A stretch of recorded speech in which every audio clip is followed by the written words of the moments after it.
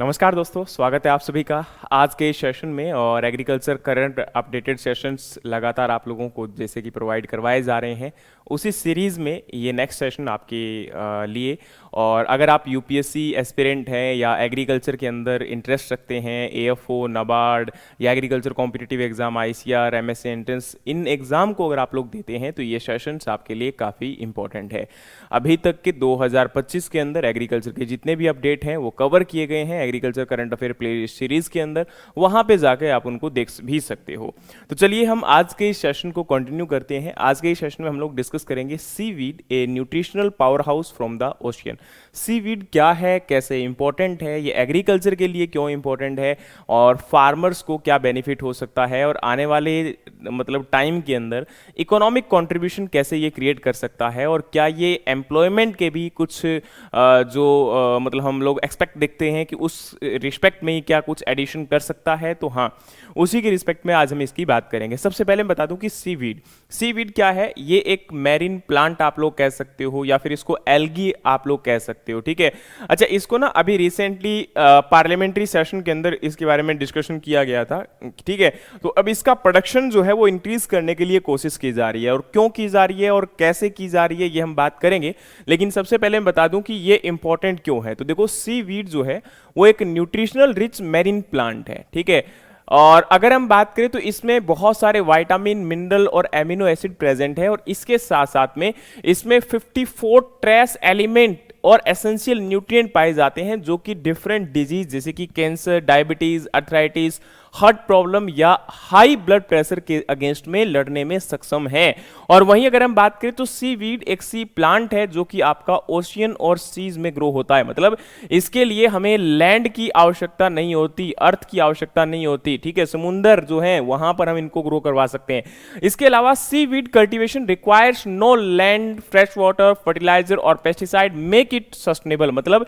इसके लिए किसी प्रकार की एक्स्ट्रा इनपुट की हमें आवश्यकता नहीं है। जो आपका सी लैंड एरिया है वहीं पर हम इसको आराम से ग्रो करवा सकते हैं और सस्टेनेबली एग्रीकल्चर प्रोडक्शन को इंक्रीज कर सकते हैं। इसके अलावा एक बात और बताना चाहता हूं कि 5.6 billion seaweed industry is booming with India's production increasing steadily. मतलब अभी अगर हम बात करें तो जो आपका कंट्रीब्यूशन है सीवीड इंडस्ट्री का वो लगभग 5.6 बिलियन है, जो कि अपने आप में बहुत बड़ा नंबर है। और वहीं अगर हम बात करें तो under one it's component the प्रधानमंत्री मत्स्य संपदा योजना aims to boost seaweed production to 1.12 million ton in 5 year. मतलब प्रधानमंत्री मत्स्य संपदा योजना एक स्कीम है गवर्नमेंट के द्वारा जो रन की जा रही है मेनली फिशरीज सेक्टर को या मैरीन सेक्टर को डेवलप करने के लिए। उसी में सीवीड को आपका प्रोडक्शन को इंक्रीज करने के लिए लगभग टारगेट है 5 साल का 1.12 मिलियन टन का। तो इस टारगेट को जो है अचीव करना है, और उसी के लिए आज हम इसकी डिस्कशन करने वाले हैं। तो सबसे पहले बता दूं कि आपका यहाँ पर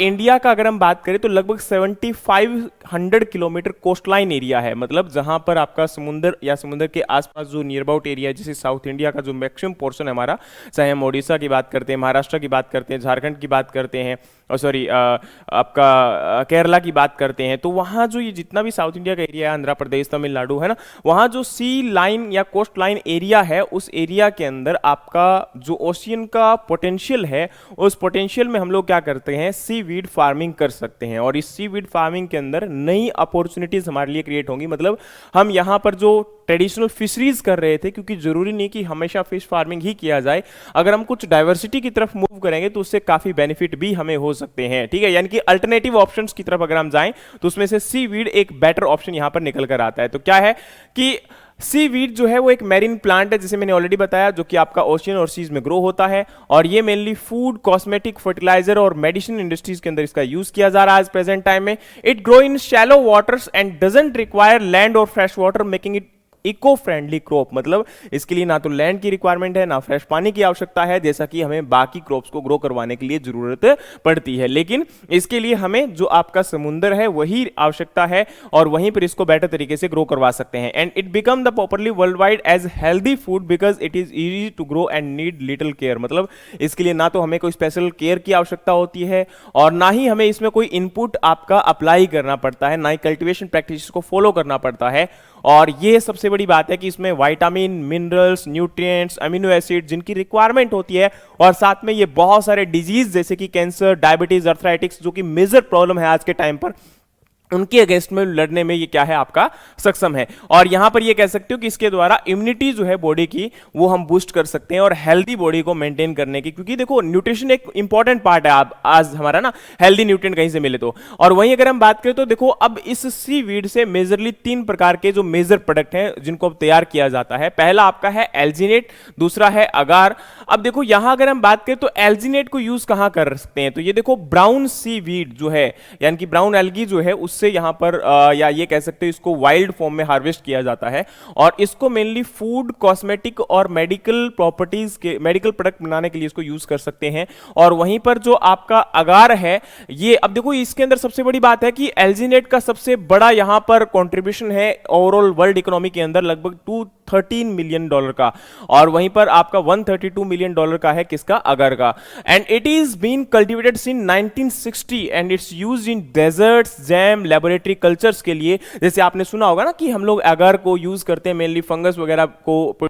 आपका प्रोड्यूस करने के लिए, है ना, तो लेबोरेटरीज के अंदर ज्यादातर आपका अगार का काफी हद तक यूज किया जाता है। और वहीं पर तीसरा प्रोडक्ट आपका आ जाता है कैर्गियन, जो आपका यहां पर लगभग $240 मिलियन का कंट्रीब्यूशन करता है, और ये भी आपका रेड सीवीड्स के जो आपके यहां पर ये कह सकते हो आयरिस मोस जो है, एक इसका एग्जांपल आप कह सकते हो, इनसे क्या है, इसको एक्सट्रैक्ट किया जाता है, और मेनली ये डेयरी प्रोडक्ट को बनाने में या फिर आइसक्रीम और टूथपेस्ट बनाने के लिए इसका यूज हम लोग कर सकते हैं, मतलब डेयरी इंडस्ट्री में इसका मेजर यूज है किया जा सकता है। इसके साथ अगर हम बात करें तो सी वीड जो आपका है यहां पर, ये जापान और चाइना जैसी कंट्रीज के अंदर काफी हद तक यूज किया जाता है। जैसे हम बात करें तो जापान के अंदर 4th सेंचुरी से और चाइना के अंदर 6th सेंचुरी से इसको यूज किया जा रहा है, और इसके साथ साथ में अभी प्रेजेंट टाइम में चाइना, जापान और आपका साउथ कोरिया इसका एक बड़ा कंज्यूमर की फॉर्म में देखा जाता है, जहां पर फूड इंडस्ट्री और जो आपका है उस सेक्टर के अंदर काफी हद तक इसका यूज किया जाता है। एंड एक्चुअली अगर हम बात करें तो according to World Bank report 10 emerging seaweed market could grow by the $11.8 billion by 2030, यानी कि 2030 तक लगभग सीवीड जो मार्केट है वो 10 इमर्जिंग सीवीड मार्केट्स की फॉर्म में अगर हम बात करें, मेजर की अगर हम बात करें तो उनमें लगभग 11.8 यानी कि $12 बिलियन का बिजनेस वहां पर बन सकता है या इकोनॉमी में कंट्रीब्यूट कर सकता है। अब बात करते हैं कि इंडिया के अंदर सीवीड फार्मिंग को प्रमोट करने के लिए क्या क्या यहां पर किया जा रहा है। तो सबसे पहले अगर हम बात करें तो देखो मैंने अभी आपका बताया था कि एक तो हमारा जो गवर्नमेंट के द्वारा फिशरीज जो सेक्टर के अंदर स्कीम है, उन्हीं के अंदर जो है मेनली आपका सीवीड को ग्रो करवाने के लिए, सीवीड प्रोडक्शन करने के लिए इसको जो है फोकस किया जा रहा है। तो लगभग अगर हम बात करें तो इंडिया के अंदर देखो प्रेजेंट टाइम में आपका seaweed has potential to address the challenge of nutritional deficiency in India, मतलब जैसे आज प्रेजेंट टाइम में इंडिया के अंदर हमें स्कैर्सिटी देखने को मिलती है, न्यूट्रिशनल अवेलेबिलिटी पूरी ना होने के कारण बहुत सारे लोग ऐसे हैं जो कुपोषण के शिकार होते जा रहे हैं, तो उन समस्याओं को निपटने के लिए सीवीड एक बेटर कॉन्ट्रीब्यूशन कर सकता है। और वहीं पर अगर हम बात करें तो लगभग 844 जो आपकी स्पीसीज हैं टोटल, अगर हम सीवीड की बात करें उनमें से 60 जो है वो कमर्शियली अवेलेबल है। And government along with National Fisheries Development Board is working to boost this sector along with policies, infrastructure support and collaboration with state and research institutes, मतलब यहां पर गवर्नमेंट चाहती है कि हम इन सीवीड प्रोडक्शन को increase करें, जिसके बहुत सारी गवर्नमेंट स्कीम है या फिर रिसर्च इंस्टीट्यूट्स हैं या जो स्टेट गवर्नमेंट है उनके साथ मिलकर इसको जो है टारगेट किया जा रहा है। और लगभग यहां पर क्या है, अभी जैसे मैंने बताया था कि आने वाले 5 साल का टारगेट है 1.12 मिलियन टन सीवीड प्रोडक्शन करना है। और वहीं अगर हम बात करें तो इंफ्रास्ट्रक्चर और सपोर्ट देने के लिए लगभग 640 करोड़ रुपए जो है इसके लिए एलोकेट किए गए हैं। और वहीं अगर हम बात करें तो लगभग 46,095 राफ्ट और आपका लगभग 65,330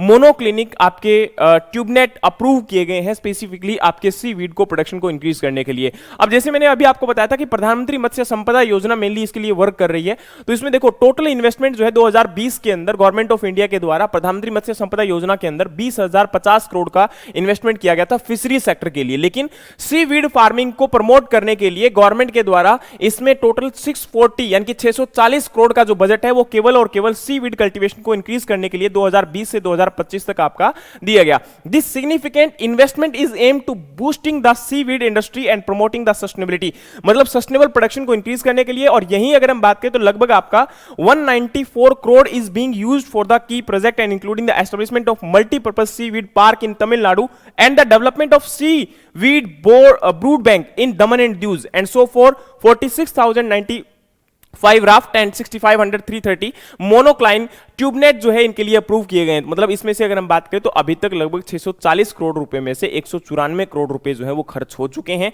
यानी कि बाकी अभी भी लगभग अगर हम बात करें तो 440 करोड़ रुपए बाकी हैं। और अब अगर हम बात करें, वैसे तो ये 2025 तक था, लेकिन आगे मेरे को लगता है कि इसको आपका नेक्स्ट 5 ईयर के लिए जो है टारगेट और कर दिया गया है, यानी कि इसी के साथ जो बजट आपका था उसको और ज्यादा जो है बजट को एक्सपेंड ना करते हुए यहां पर केवल और केवल आगे 5 साल का टारगेट रख दिया है कि हमें इस टारगेट को अचीव करना है। मतलब इसके अंदर आपका ऑलरेडी जो बजट था उसी बजट में से इतना यूज हुआ है, बाकी रिमेनिंग अभी तक आपका बाकी है, और उसी बजट को आपका अगले 5 साल के लिए क्या कर दिया गया है, आपका इंक्रीज कर दिया गया है। और वहीं अगर हम बात करें तो की बेनिफिट फॉर सीवीड प्रोडक्शन, अब इससे फायदा क्या होगा। देखो सबसे पहले तो ये जो आपका सीवीड है इसको हम लोग स्टिमुलेंट की फॉर्म में यूज कर सकते हैं, बायोस्टिमुलेंट है ना। अब देखो ये बायोस्टिमुलेंट क्या होते हैं, बायोस्टिमुलेंट ऐसे आपके माइक्रो ऑर्गेनिज्म या नेचुरल सब्सटेंस होते हैं, या हम इनको आर्टिफिशियल सब्सटेंस भी कह सकते हैं, जो कि प्लांट को बेटर और स्टडी ग्रोथ देने के लिए रिस्पॉन्सिबल होते हैं। लेकिन याद रखना इसके साथ साथ देखो ये कभी भी आपके, जैसे हम फर्टिलाइजर की बात करते हैं या उर्वरक की बात करते हैं, तो वो क्या करते हैं, प्लांट को डायरेक्टली न्यूट्रिएंट सप्लाई करते हैं। लेकिन याद रखना आपके जो बायोस्टिमुलेंट होते हैं ये प्लांट को डायरेक्टली कोई न्यूट्रिएंट सप्लाई नहीं करते, बल्कि उसका एनवायरमेंट और उसके सराउंडिंग को इस प्रकार से मैनेज करते हैं कि वो न्यूट्रिएंट एब्जॉर्प्शन को बेटर कर पाए। और इसके साथ साथ में यहां पर ये भी रिस्पांसिबिलिटी है इसकी कि ये कहीं ना कहीं ओवरऑल जो स्ट्रेस आपके प्लांट के ऊपर आता है, चाहे वो ड्रॉट स्ट्रेस है या आपका टेंपरेचर का स्ट्रेस है या ओवरऑल कह सकते हो कि सॉइल के अंदर माइक्रोन्यूट्रिएंट डेफिशिएंसी है, तो उन सभी लॉसेस या स्ट्रेस से कवर करने में या फिर उसके अगेंस्ट में रेजिस्टेंट एक डेवलप करने में आपके बायोस्टिमुलेंट वर्क करते हैं। और उन बायोस्टिमुलेंट का एक बेटर सोर्स यहां पर सीवीड को आप लोग मान सकते हो, क्योंकि सीवीड जो है उससे हम लोग जो आपका एक्सट्रैक्ट यूज करते हैं उस एक्सट्रैक्ट को बायोस्टिमुलेंट की फॉर्म में इफेक्टिवली यूज किया जा सकता है, और वो सॉइल और आपका प्लांट की हेल्थ को इंप्रूव करने के लिए काफी बेटर रिस्पॉन्सिबिलिटी जो है हम इसकी कह सकते हैं। और इसके साथ ओवरऑल ये कह सकते हो कि सस्टेनेबल ऑर्गेनिक फार्मिंग और नेचुरल फार्मिंग के लिए हम लोग इसको यूज कर सकते हैं। अब यहां अगर हम बात करें तो आपका नेक्स्ट है कि ऑर्गेनिक फार्मिंग को प्रमोट करने के लिए, जैसे मैंने अभी बताया कि 2015-16 से लेके अब तक अगर हम बात करें तो परंपरागत कृषि विकास योजना, mission organic value chain development जो कि नॉर्थ ईस्टर्न एरिया के अंदर रन की जा रही है, promoting the seaweed based organic fertiliser for farmer. मतलब अब यहां पर क्या होगा, सीवीड बेस्ड जो फर्टिलाइजर्स होंगे इनको यूज करके ऑर्गेनिक फार्मिंग को हम लोग क्या कर सकते हैं, आगे और बूस्ट कर सकते हैं। क्योंकि फर्टिलाइजर की अवेलेबिलिटी अगर होगी, देखो आज प्रेजेंट टाइम में ये तो हमें समझना पड़ेगा कि हमारी सॉइल के अंदर डेफिशिएंसी है न्यूट्रिएंट्स की, और हमें उनको बाहर से सप्लाई करने के लिए या तो फार्मयार्ड मैन्योर या आपके फर्टिलाइजर अप्लाई करने पड़ेंगे। अब फर्टिलाइजर अगर हम लोग यूज करते हैं तो उसके साथ क्या होता है कि हमारी जो हम केमिकल फार्मिंग जिसको हम कह रहे हैं तो वो काफी हद तक प्रमोट होती जा रही है। और जिसके साथ साथ क्योंकि ज्यादातर फर्टिलाइजर्स के लिए हमें आपका डिपेंड रहना पड़ता है इंपोर्ट के ऊपर, यानी कि दूसरी कंट्रीज के ऊपर, जिसकी वजह से क्या होता है कि हमारा मिलियंस ऑफ का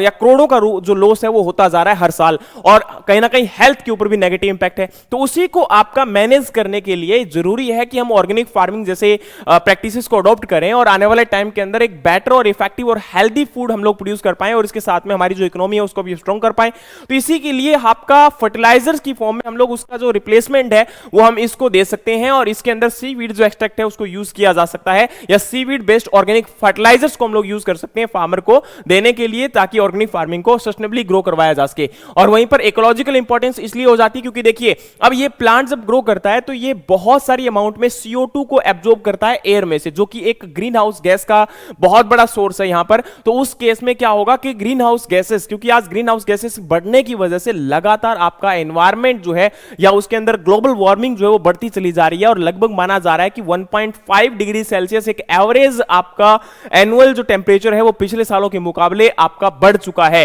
अर्थ का ओवरऑल अगर हम बात करें तो। वहीं पर इसको सस्टेन करने के लिए ये जो है हेल्प कर सकता है, क्योंकि देखिए seaweed also improve the ocean health bye cleaning the water and providing the home for marine life. अभी मेरीन लाइफ को आपका एक प्रकार से होम भी प्रोवाइड करवाएगा, ओशियंस को क्लीन करने का भी काम करेगा, और इसके साथ साथ में ये इको फ्रेंडली है क्योंकि क्लाइमेट चेंज के साथ ये फाइट करने में, क्योंकि CO2 को एब्जॉर्ब कर रहा है तो कार्बन अक्यूमुलेशन करने के लिए भी रिस्पॉन्सिबल है। और वही अगर हम बात करें तो इकोनॉमिक बेनिफिट इसका क्या हो सकता है, तो सीवीड फार्मिंग, क्योंकि अब देखो अगर हम ये करेंगे तो इससे क्या होगा, एक तो हेल्थ अच्छी होगी, दूसरा इससे क्या होगा, जो आपका पैसा, क्योंकि अब इसको जो फार्मर ग्रो करेंगे, जो फार्मर इसको प्रोड्यूस करेंगे, जो फार्मर इसको एक्सट्रैक्ट करेंगे, उनके ऊपर उनको जो है एक प्रकार से एक्स्ट्रा बेनिफिट होने वाला है। वो लोग जब मार्केट में बेचेंगे तो उनको भी यहां पर प्रॉफिट होगा। तो ये कह सकते हो कि लगभग seaweed farming offer a new ways to earn money beside the fishing. For example farming the, ये जो है एक प्रकार से यहां पर आपका साउथ इंडिया के अंदर एक मतलब एग्जांपल लिया गया है, जहां पर लगभग 13,28,000 पर हेक्टेयर जो है पर ईयर इतना मतलब अर्निंग फार्मर्स के द्वारा किया जा रहा है। और seaweed product like the biofuel, fertiliser and मतलब इनकी अगर हम बात करें तो काफी हाई डिमांड है, नॉट इवन हमारी कंट्री बल्कि फॉरेन कंट्रीज के अंदर भी इसकी काफी डिमांड होती जा रही है। अब इसके जो एग्जांपल है वो यहां पर आपको मैं बता देता हूं, लेकिन उससे पहले एक की मतलब अभी प्रेजेंट टाइम में अगर हम बात करें तो मेजर डेवलपमेंट हमारे इंडिया में क्या हुआ है। तो देखो सबसे पहले आपका फर्स्ट नेशनल कॉन्फ्रेंस जो है सीवीड कल्टीवेशन को इंक्रीज करने के लिए कच्छ गुजरात में 2024 में हुई थी, ठीक है, जिसके अंदर आपका सीवीड बेस्ड आपके जॉब क्रिएट करना या फिर फिश फार्मर्स को प्रमोट करना। इसके अलावा कोरी क्रीक पायलट प्रोजेक्ट रन किया गया था सीवीड फार्मिंग को प्रमोट करने के लिए, प्रधानमंत्री मत्स्य संपदा योजना जो कि मैं ऑलरेडी आपको बता चुका हूं। इसके अलावा अगर हम बात करें तो सीवीड क्लस्टर इन लक्षद्वीप, और एक आपका यहां पर है सेंटर ऑफ एक्सीलेंस, कहां पर डेवलप किया गया है, मंदपम तमिलनाडु के अंदर जो है, ये भी मेनली सीवीड के लिए बेटर रिसर्च टेक्निक प्रोवाइड करना और सीड बैंक और आपके लगभग 5,000 जॉब यहां पर जो है क्रिएट करने की इसमें रिस्पॉन्सिबिलिटी, और इसके साथ में 20,000 फार्मर्स को जो है इसके अंदर एडिशन बेनिफिट देने की कोशिश की जा रही है। और वहीं पर अगर हम बात करें तो coastal aquaculture authority act 2023 update किया गया था, जिसके अंदर मेनली है कि इको स्पोर्टिंग जो आपकी ये कह सकते हो कि जैसे फॉर एग्जांपल सीवीड फार्मिंग है उनको एनकरेज करने के लिए, उनके रिलेटेड बिजनेस को ग्रोथ करने के लिए जो है इसमें आपका जो है सपोर्ट दिया जा रहा है, या फिर कह सकते हो कि आपकी गाइडलाइन दी जा रही है। एंड नेक्स्ट आपका है guideline for the import of live seaweed into India. On 31 October 2024 the Department of Fisheries announced guideline to import live seaweed aiming to boost seaweed farming, create job and support the coastal communities. अब देखो कुछ आपकी ऐसी species है जिनको हमारे India के अंदर हम लोग लेकर आ सकते हैं और यहां पर और बेहतर तरीके से इनको ग्रो करवाया जा सकता है और एक बिजनेस की अप्रोच की फॉर्म में हम इनको देख सकते हैं। फिर बारी आती है जी सीवीड फार्मिंग इन गुजरात। तो जैसे हम ऑलरेडी बात कर चुके हैं तो उसी के रिगार्डिंग है कि मेनली वो जो आपका एरिया जहां पर ये ग्रो करवाया जाएगा उन फार्मर्स की लाइफ इंप्रूव होगी, उन लोगों का इनकम इंक्रीज होगा और इसके साथ साथ में उनका जो है ये कह सकते हो कि फार्मर वहां पर अच्छे तरीके से ग्रो कर सकते हैं और ओवरऑल ये कह सकते हो कि फार्मर्स का बेनिफिट भी होगा और एक जॉब क्रिएट भी किया जाएगा। फिर बारी आती है जी empowering the women through seaweed farming. अब जैसे यहां पर दो एग्जांपल आपके लिए गए हैं, एक तमिलनाडु से लिया गया है और दूसरा अगर हम बात करें तो यहां पर आपका एग्जांपल है जी इंट्रोड्यूस्ड इन, ये भी आपका यहां पर तमिलनाडु और हाँ तमिलनाडु का ही है। ये दो एग्जाम्पल है जिसके अंदर यही बोला जा रहा है कि एक्चुअली फार्मर्स जो है इन्होंने प्रोड्यूस किया, यानी कि सक्सेस स्टोरीज हम लोग इसलिए पढ़ते हैं कि सक्सेस स्टोरीज से हमें ये पता चलता है कि भाई ये फार्मर्स हैं और इन फार्मर्स को इतना बेनिफिट हुआ, लेकिन ये हमें एक सक्सेस स्टोरी की फॉर्म में तो देख रहे हैं। सक्सेस स्टोरीज को हम लोग तब तक सक्सेस मानते हैं जब तक हम उनको बाहर से पढ़ते हैं और देखते हैं, लेकिन सबसे ज्यादा इंपॉर्टेंट ये होता है कि हम इनके द्वारा क्या सीख सकते हैं, हम इनसे क्या डेवलप कर सकते हैं, क्योंकि आने वाले टाइम के अंदर हम लोग ऐसे हैं जो अभी प्रेजेंट टाइम में अगर इसको लेकर वर्क करते हैं या फिर ऐसे एरिया के अंदर जहां पर इसकी नीड है उन लोगों को, उन फार्मर्स को अवेयर करते हैं, या फिर उस एरिया के अंदर जहां पर रिसर्च डेवलपमेंट किया जा रहा है, नई अपॉर्चुनिटी के फॉर्म में हम उसको देखते हैं, तो हो सकता है कि आने वाले टाइम में इस पर्टिकुलर आपके सेक्टर को और ज्यादा ग्रो करवाया जा सकता है और नई इनकम अपॉर्चुनिटीज या फिर नई आपकी जो है जॉब अपॉर्चुनिटीज को क्रिएट किया जा सकता है। बाकी आप लोगों को यह सेशन कैसा लगा यह जरूर बताइएगा, लेकिन इसी के साथ जरूरी है आप लोगों का बहुत ही ज्यादा प्यार जो कि हमें लाइक शेयर और सब्सक्राइब की फॉर्म में देखने को मिलता है। उम्मीद है सेशन आपको पसंद आया, कमेंट बॉक्स में बताइएगा और इसी प्रकार के और एग्रीकल्चर अपडेटेड सेशंस के लिए हमारे चैनल को फॉलो कर लीजिएगा। मिलते हैं नेक्स्ट किसी और इंपॉर्टेंट टॉपिक के साथ, तब तक के लिए जय हिंद, जय भारत, जय जवान, जय किसान।